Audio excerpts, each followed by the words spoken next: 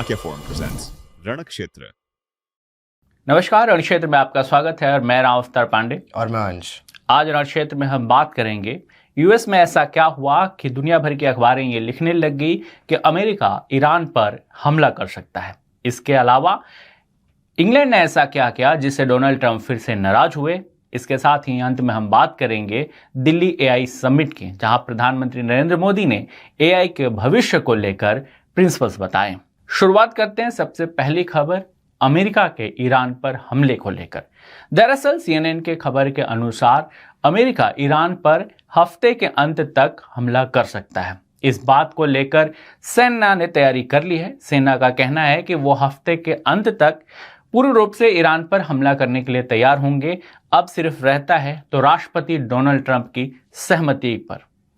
इसमें उनकी तरफ से जो बयान आ रहे हैं वो कुछ इसी प्रकार के हैं कि हम पूरी तरीके से तैयार हैं। अब इस समय वो सिर्फ इंतज़ार कर रहे हैं कि कब डोनाल्ड ट्रंप उनको एक ग्रीन फ्लैग दिखाएं और सेना तैयार है हमला करने के लिए। और कुछ आसार भी ऐसे कुछ बनते दिख रहे हैं। जिस तरीके से अभी हमने कल भी कवर किया था, यूएस का कैरियर जो स्ट्राइकिंग ग्रुप है अब्राहम लिंकन, वो भी ओमान के आसपास गश्त लगा रहा है। जिस तरीके से ईरान है वो भी अपना स्ट्रेट ऑफ हरमूज में अपनी ड्रिल्स कर रहा है, नेवी ड्रिल्स कंप्लीट कर रहा है। तो कहीं ना कहीं ये दिख रहा है कि हाँ, अमेरिका अब तैयार है कि अब वो कभी भी अटैक कर सकता है। तो मैं आपसे एक बात जानना चाहूँगा, क्या यहाँ पे हम ये मान लें कि अमेरिका और ईरान के जो बीच में डिप्लोमेटिक रास्ते थे वो सब बंद हो चुके हैं अब कहीं ना कहीं? देखो, डिप्लोमेटिक रास्ते तो अभी भी चल ही रहे हैं, लेकिन जिस तरह से मंगलवार को जो बैठक हुई थी जिनेवा में और दोनों देशों के बैठक के बाद बयान आए वो बहुत ही कंफ्यूजिंग रहे, वो एकदम क्लियर नहीं रहे। जहां एक तरफ ईरान ने कहा कि गाइडिंग प्रिंसिपल्स पर बात हुई है, वहीं दूसरी तरफ अमेरिका ने इस मीटिंग को लेकर कोई खास पॉजिटिव बयान नहीं दिया।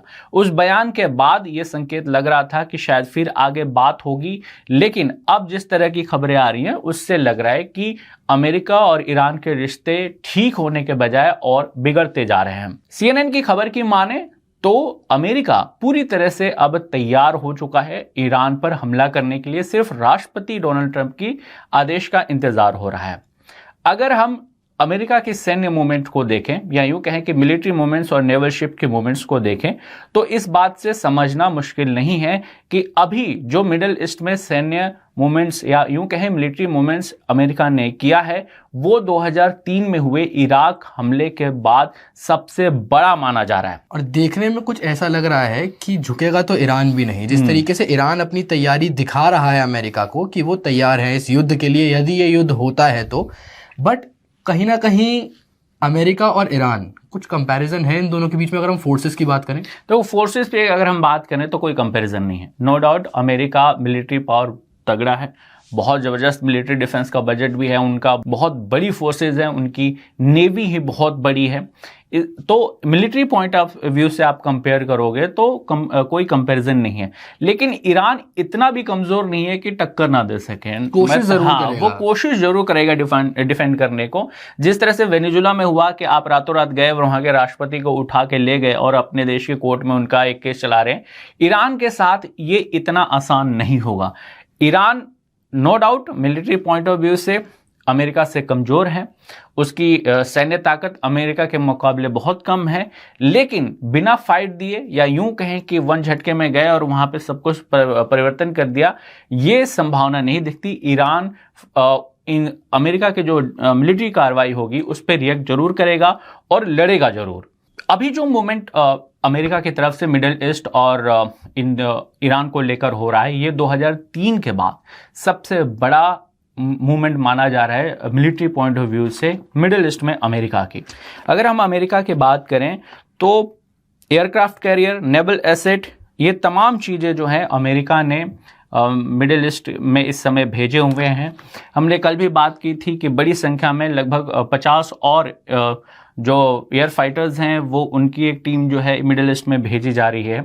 इन तमाम कोशिशें जो हैं, ये तमाम कार्रवाइयाँ जो हैं इराक युद्ध में जो हुआ था उसके बाद ये सबसे बड़ी मानी जा रही है कि मिडिल ईस्ट में इतनी बड़ी संख्या में अमेरिका जो है सैन्य शक्ति भेज रहा है।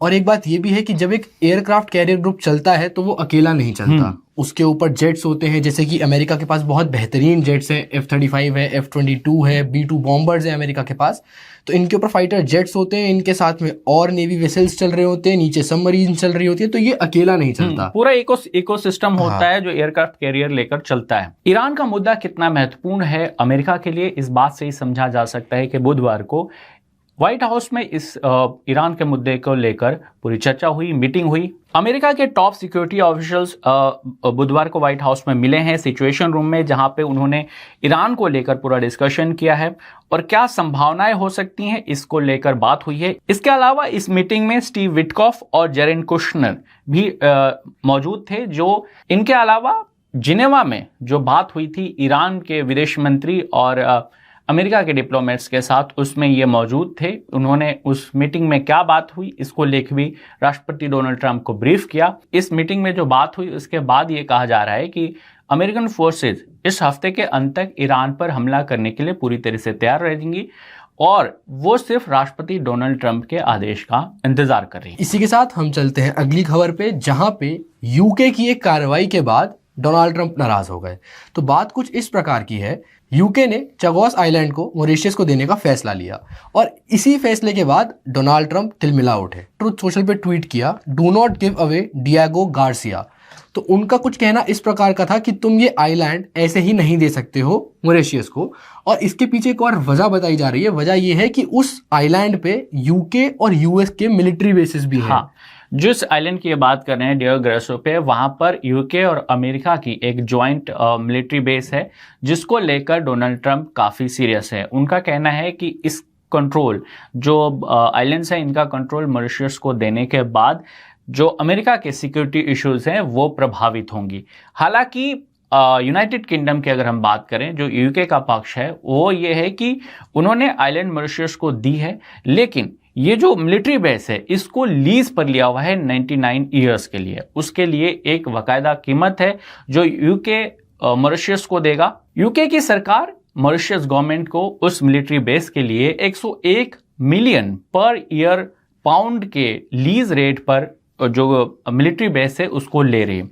दरअसल डोनाल्ड ट्रंप का जो आरोप है वो ये है अंश की इस मिलिट्री बेस से वो ईरान पे या मिडिल ईस्ट पे इन तमाम लोकेशंस पे वो कार्रवाई कर सकते हैं। ये जो मिलिट्री बेस है उनके लिए बहुत ही महत्वपूर्ण है। उनकी इंडियन ओशन में जो कंट्रोल्स हैं या इंडियन ओशन पर नज़र रखने के लिए जो उनकी कोशिश है उसमें ये मिलिट्री बेस बहुत ही महत्वपूर्ण रोल प्ले करता है।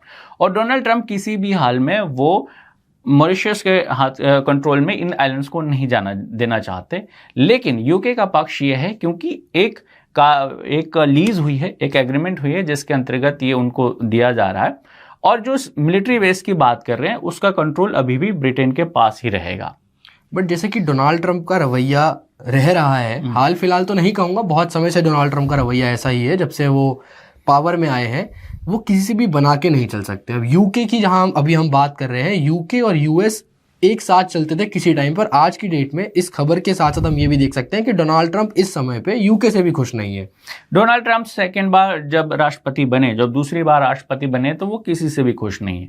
उनका एक रवैया रहा, उनकी एक नीति रही माई वे और हाईवे वाली, यानी जिससे जो उनसे सहमत है वो उनसे खुश हैं, अगर उनसे कोई सहमत नहीं है तो उनसे नाखुश हैं। उन पे इंटरनेशनल लॉ, एथिक्स, प्रिंसिपल्स, इन सब की जो मुद्दे हैं ये उन पे शायद लागू नहीं होते हैं। डोनाल्ड ट्रंप के बतौर राष्ट्रपति जो दूसरा कार्यकाल है उसमें हम देखें तो उन्होंने टैरिफ लगाए देशों पे, ट्रेड टैरिफ लगाए, लगभग रिश्ते खराब किए हैं ब्रिटेन से, कनाडा से। इन तमाम देश जो कभी अमेरिका के पूर्ण रूप से अलाई होते थे, एक दूसरे पर आंख बंद कर भरोसा करते थे, वो देश आज अमेरिका पर उतना भरोसा नहीं कर रहे जितना कि डोनाल्ड ट्रंप के आने से पहले करते थे। हम यू भी देख सकते हैं, हाँ, यूरोपियन यूनियन इसका बहुत बड़ा एग्जांपल है, जो एक तरीके से अमेरिका के साथ चल रहे थे बहुत समय से। आज की डेट में उनके भी कुछ सुर हैं वो बदले हैं, वो अमेरिका के साथ नहीं लग रहे हैं कहीं ना कहीं।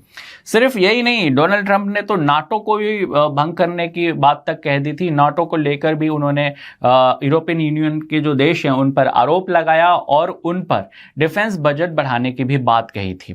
यहां तक कि उन्होंने इन सभी देशों से ट्रेड के रिश्ते भी खराब किए। जिसके बाद इन सभी देशों ने, चाहे यूरोपियन यूनियन की हम बात करें, यूरोपियन यूनियन ने भारत से ट्रेड डील किया, यूरोपियन यूनियन ने लैटिन अमेरिकन जो कंट्रीज हैं उनके साथ ट्रेड डील किया, कनाडा ने चाइना के साथ ट्रेड डील की। तो इन सभी देशों ने अमेरिका के राष्ट्रपति डोनाल्ड ट्रंप के दूसरी बार बनने के बाद जिस तरह से उन्होंने अपनी नीतियां रखी, उसके बाद ये तमाम देश अमेरिका से दूर होते हुए नजर आए। आगे बात करते हैं एआई समिट दिल्ली की, जहां पर आज प्रधानमंत्री नरेंद्र मोदी पहुंचे। प्रधानमंत्री नरेंद्र मोदी ने एआई को विजन देते हुए कहा, उन्होंने मानव की बात कही। मानव मतलब M, moral and ethical system. A means accountable governance, transparent rule, robust oversight. N, national sovereignty means whose data whose right, यानी जो डाटा जिस देश का है उसका उस पे हक हो।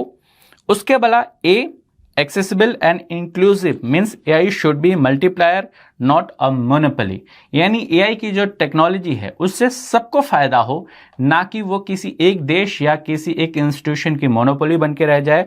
We means valid and legitimate means AI should be lawful and very fairful. और जिस तरीके से हम देख सकते हैं कि जो भारत है वो कितना पुश कर रहा है, कितना पंप कर रहा है एआई को। अब ये इतना बड़ा समिट जैसे कि भारत में हो रहा है एआई का, और दुनिया से बड़ी बड़ी कंपनीज के जो सीईओज हैं वो इस समय भारत में हैं, हम यूं कहें कि और देशों के जो हेड्स हैं वो इस समय भारत में हैं।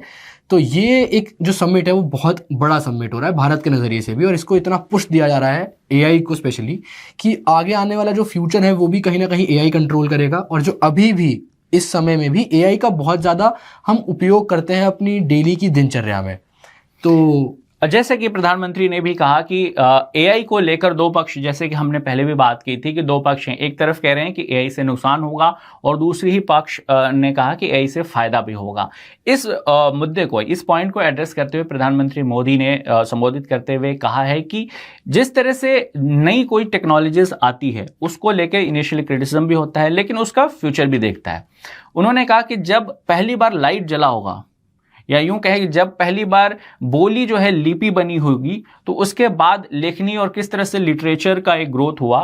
जिस तरह से एआई इस समय डेवलप हो रहा है, भविष्य में एआई की संभावनाएं पूरी हैं और उसके लिए अभी तमाम ऑप्शन रह रहे हैं और अभी और अच्छे एआई आने बाकी हैं। दुनिया भर के टेक कंपनियों के दिग्गज भी इस एआई समिट में शामिल हुए। उन्होंने एआई के भविष्य के लेकर नीतियां बनाई और अपने विचार व्यक्त किए। आपको ये वीडियो कैसी लगी कमेंट बॉक्स में जरूर बताएं। वीडियो को लाइक और शेयर करना बिल्कुल ना भूलें। चैनल को सब्सक्राइब करें। जय हिंद। जय हिंद।